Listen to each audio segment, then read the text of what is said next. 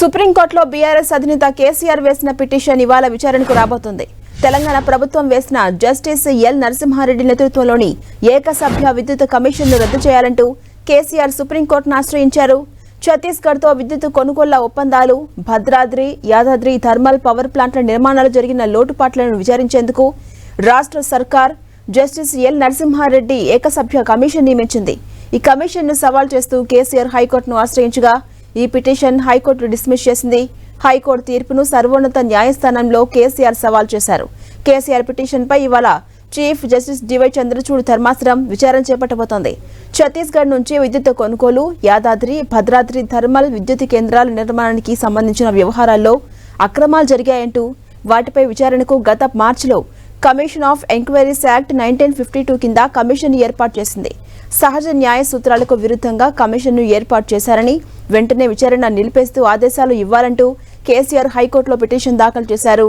ఇవే అంశాలను సుప్రీంకోర్టులో దాఖలు చేసిన పిటిషన్లోనూ పొందుపరిచినట్టుగా తెలిసింది.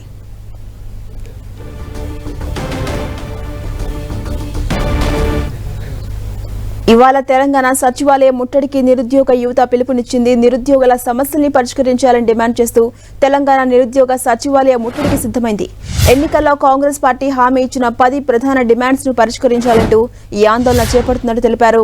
గ్రూప్ 1 మెయిన్స్ 1:100 నిష్పత్తి అమలు, 2 లక్షల ఉద్యోగాల భర్తీ, జాబ్ క్యాలెండర్, 3 నెలల డిఎస్సి పరీక్షల వాయిదా, గ్రూప్ 2, గ్రూప్ 3 పరీక్షల వాయిదా, పోస్టుల సంఖ్య పెంపు, ఇతర హామీలను నెరవేర్చాలంటూ నిరుద్యోగులు డిమాండ్ చేస్తున్నారు. ఈ కార్యక్రమానికి నిరుద్యోగ యువత, వివిధ పరీక్షల అభ్యర్థులు పెద్ద ఎత్తున తరలి రాబోతున్నారు. ముట్టడి కార్యక్రమానికి బీసీ సంక్షేమ సంఘం జాతీయ నేత ఆర్ కృష్ణయ్యతో పాటు బీఆర్ఎస్ నేత ఆర్ఎస్ ప్రవీణ్ కుమార్, నిరుద్యోగ సమాఖ్య వ్యవస్థాపక అధ్యక్షుడు రాజారాం యాదవ్ ఇతరులు సెక్రటేరియట్ గేటు వద్ద నిరుద్యోగులు నిర్వహించే శాంతియుత నిరసనకు మద్దతుగా రాబోతున్నట్టుగా తెలిపారు. ఇక ఇదిలా ఉండగా నిరుద్యోగులు ముట్టడికి పిలుపునివ్వడంతో పోలీసులంతా అలర్ట్ అయ్యారు.